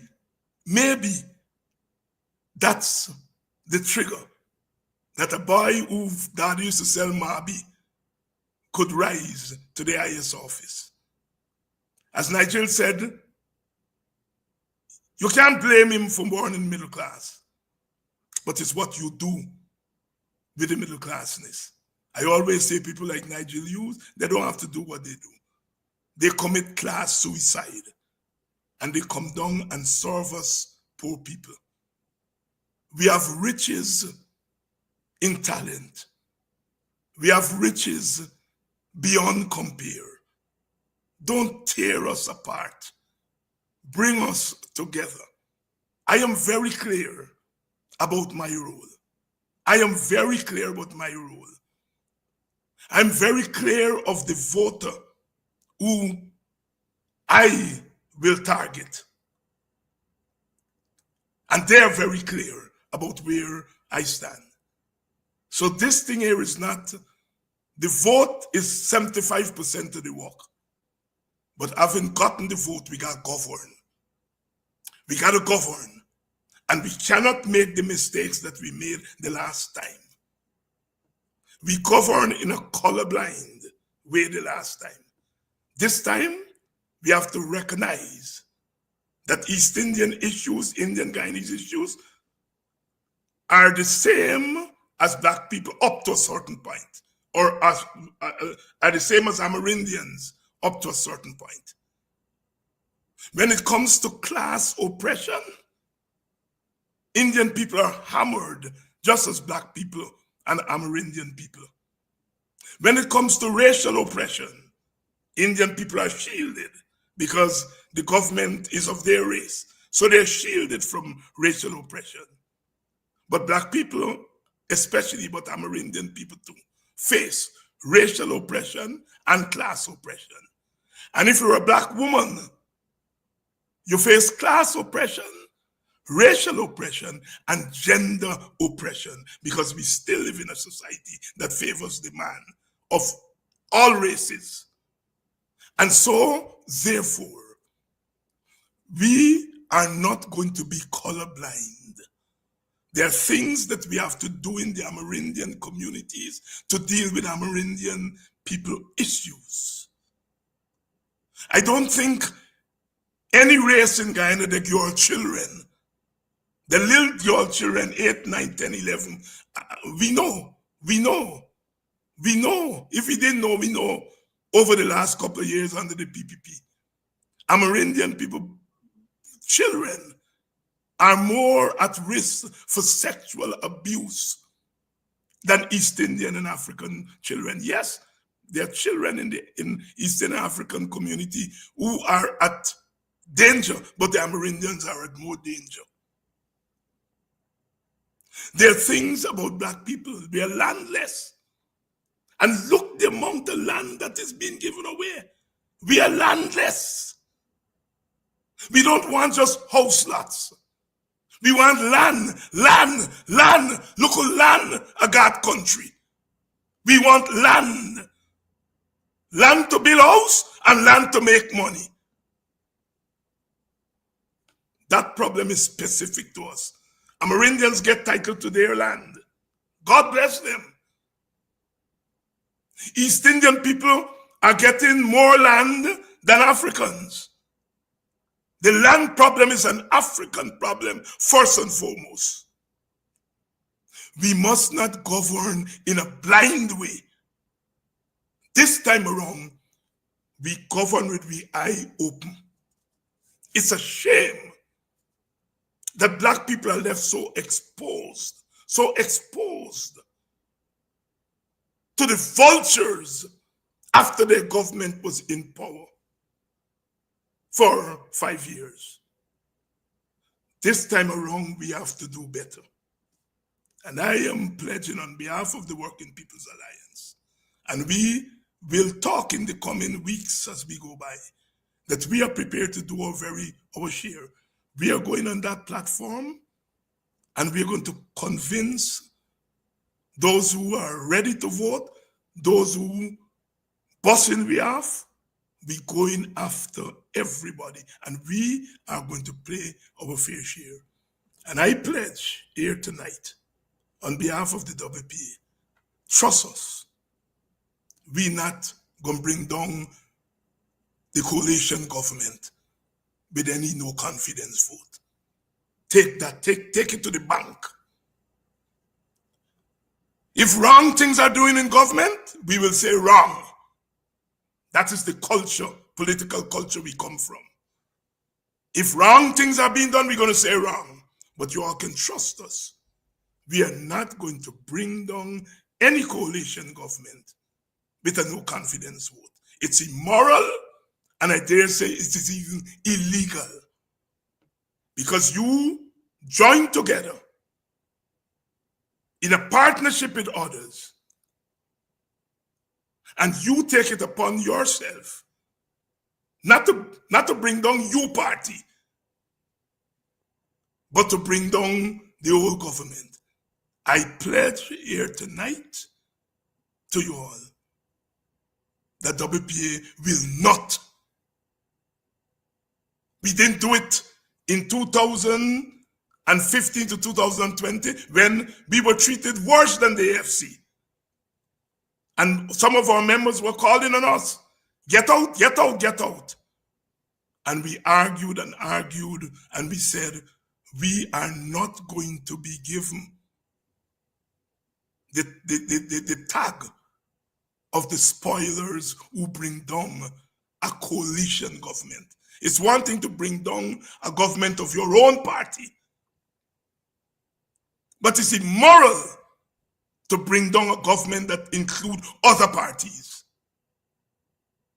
And so I pledge to you, the WPA, not into that.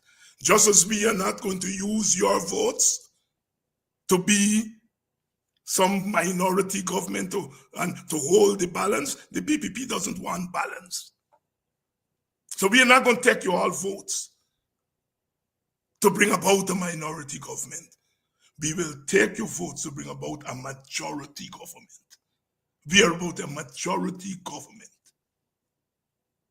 And so I want you all to understand that when we sit down in that negotiating room with the other parties to come up with what our coalition government will look like, we want to be able to speak with your voices. We want to be able to think with your mind. Parties are what they are. And not often, not always the parties are right. Sometimes we have to listen to our people. And the one thing I am sure that we are hearing from you all is coalition, coalition, coalition, coalition. And even if we thought otherwise, we hear you all cry. Coalition, coalition, coalition. There are going to be things that all the parties will agree on. We all agree that the PPP must go. We all agree that the money must share up more equitably. We all agree that infrastructure should not carry away the hog of the money. There's a lot that we agree on. And the things that we don't agree on is only by magnitude. Perhaps we in the WPA are fanatic about getting rid of poverty. But Norton said he wanted to get rid of poverty too. And Nigel said he wanted to get rid of poverty too. So our disagreement is not on the policy. We saying 1 million. I think Norton say 200, 300,000 per, I can't remember. Nigel say 100,000 per month or something like that. We only agree, we only disagree in terms of the amount of money. But we all agree that we have to have a universal basic income. And we are prepared to sit down and hammer out that. And if that is our strength in the WPA, we are prepared to take that and run with it. So many of us are educationist people. We are educationists. Education is dear to our heart. We don't see education as just something you should get to show off. And so we feel that if we can educate Guyana, all them youngsters who drop out of school and can't read and write properly and got run when people come to register them because of shame, we are going to get them back in school. Get them back in school. So this is not just education to pass exam.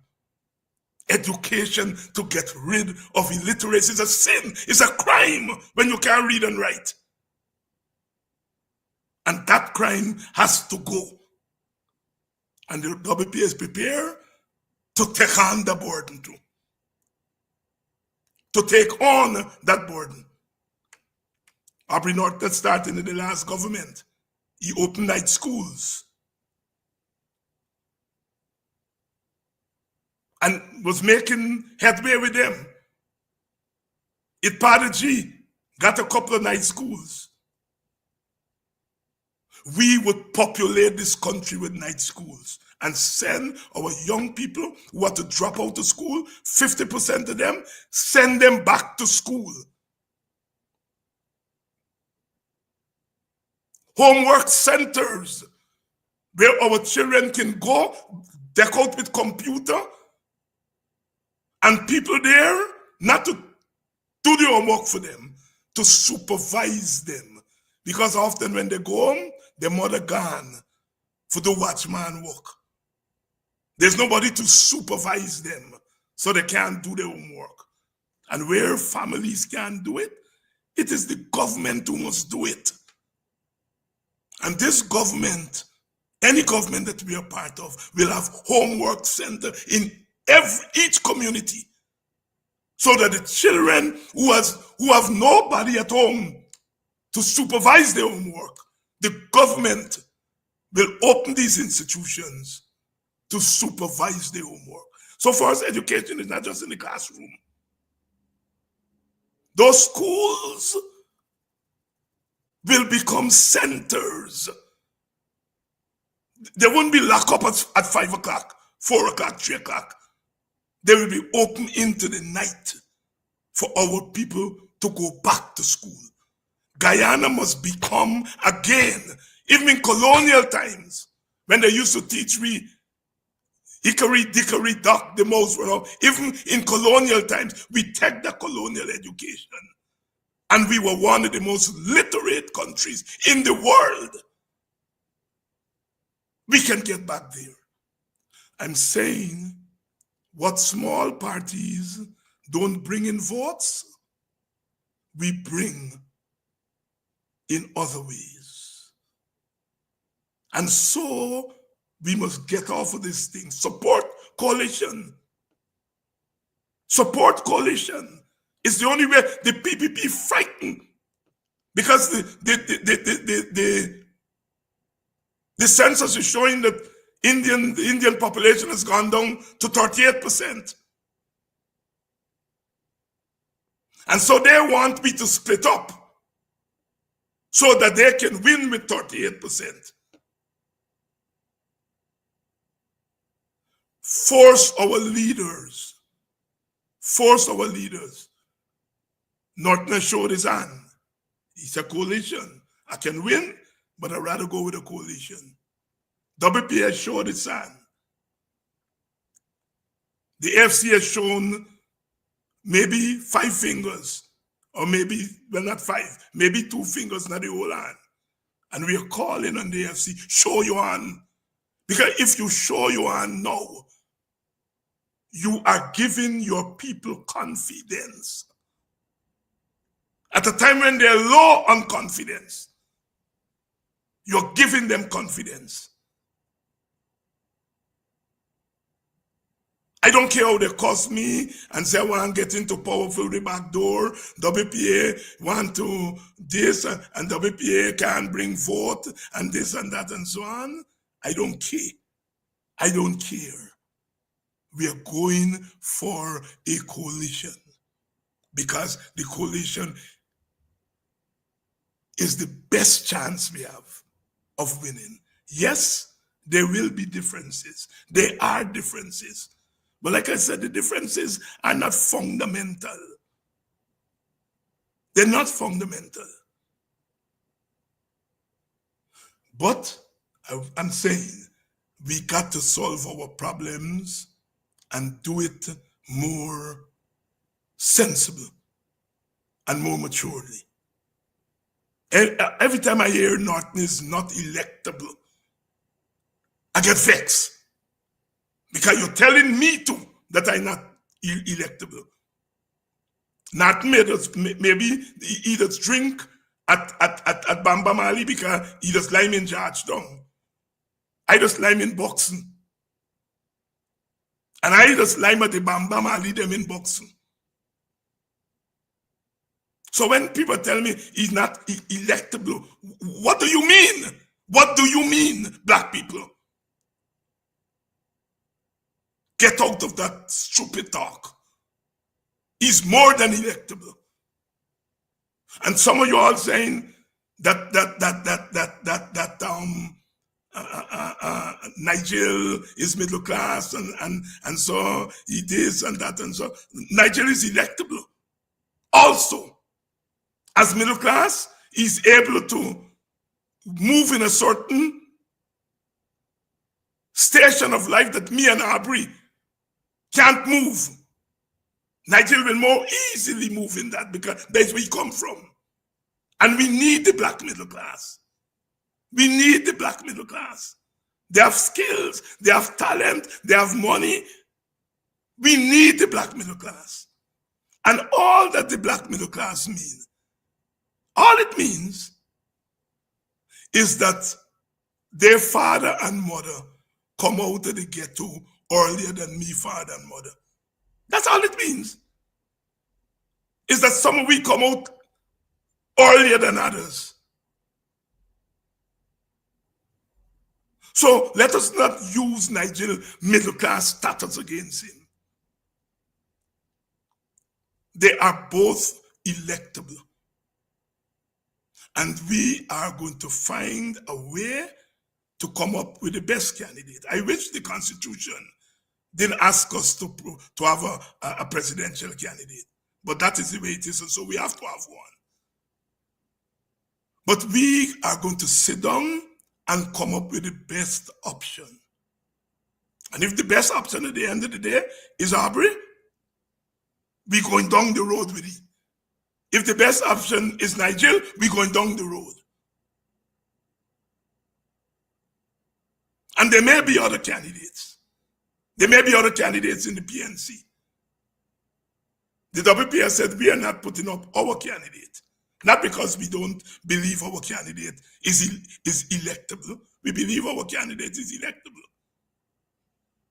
But we want to hold ourselves to become the balancer, the stabilizer, as somebody's saying here. The stabilizer if the situation gets out of hand. In 1953, when Burnham and Jagan were quarreling who should be the premier, Martin Carter and Rory Westmus, they said, Quiana, we nominate Sydney. And Burnham said, I will serve under Sydney. Jagan remained quiet. Didn't say he will serve under Sydney. Burnham said, I'll serve under him. He do icky ring, so I understand. He said, I'll serve under him. Jagan remained quiet. And Quiana said he declined it because Jagan remained quiet. It means Jagan didn't agree to serve under him. And so he declined. But Quiana could have become the first premier in Guyana. Burnham was prepared to serve under him. Jagan was not prepared to. And Quiana said he does not want to go down in history as taking away leadership from anybody. I come from that culture. I don't have to be the number one to do number one things. That is the culture that I come. And all of we can be number one. It's one of we can become number one. And our people are crying out, crying out, crying out. Please, please, please. We don't have to wait on polls to tell us that we must collate. We don't have to wait on polls. The polls can tell us other things that will become useful. But the polls should have to tell us who must be the presidential candidate. We have to look at the situation and decide on the people say consensus, whatever word they use, consensus, compromise. We should be able to work out on our own. So again, I'm calling on my brother leaders to think beyond yourself and I can't tell you not to think about your party, but let not your party be a stumbling block to doing what is right. I say again, if it's not going down the road with it, because he brings something that Nigeria doesn't bring. And that is he understands, because he comes from the experience at the bottom. Nigeria will be the first person to tell you that that's not his thing, but Nigeria brings something from his experience as a middle class professional. He brings something valuable. The white people may decide they don't want to talk to Aubrey and me because we too poor and black. But they're prepared to talk to Nigel. That's an asset that Nigel has. Assets. Asset that Nigel has. And they're assets that Aubrey has. And we bring our assets together. Diversity in unity. Unity in diversity. We are the only people in the world, we West Indians, operate at several levels at the same time. Professor Rex Nettleford of Jamaica calls it chaos in order and order in chaos. We're the only people, because we had to do that on the slave plantation. Operate at different levels at the same time. Yes, teeth and tongue go bite, must bite. But at the end of the day, that monster that is called the PPP, that monster has to go. Has to go. Has to go. I'll be back tomorrow night. I love you all. And each of you must become a soldier. Bring those who are sitting down on the sidelines. Bring them inside the ring. Bring them. Each of you must become a soldier. You there, Canada? Call your family. You know they don't have to pay for phone call. You get WhatsApp, talk. You can talk all the whole night. Call your family. I go out tonight. Mourning with the rest of Guyana, the loss of Ken Cosby. The younger generations may not know of him, but those people my age and above and slightly below me would know of Ken Cosby, one of the greatest dramatists that we have produced. I was so lucky, we were so lucky to have an English teacher named Paul King. He's somewhere in America now. And he took us, little boys, we were in third form or fourth form. He take his own money and he carry us to the Theatre Guild to see Ken Cosby and Mark Matthews. Them two. You had Ken Cosby first with E1. Then Ken Cosby and Mark Matthews with them two. And then Henry Mutu joined them all the way. I was lucky. And thanks to Jem Madhu and Madhu Nascimento and the other theater people that came to Maryland to hold a concert years ago. And Ken Cosby was with them. And me and my brothers opened our home because in those days people didn't get hotel money. And Ken Cosby stayed at my house. All night we gaff. All night we come home from the show about 10 o'clock and we gaff till 6 o'clock the next morning. Wonderful Guyanese. Even for those of you who don't know him or never heard of him, there are many great Guyanese that you all never heard of. Rest in peace. Walk good, Ken. 94 years old. You fall short by 6 to meet that golden 100. But you went over 10 by 24 years.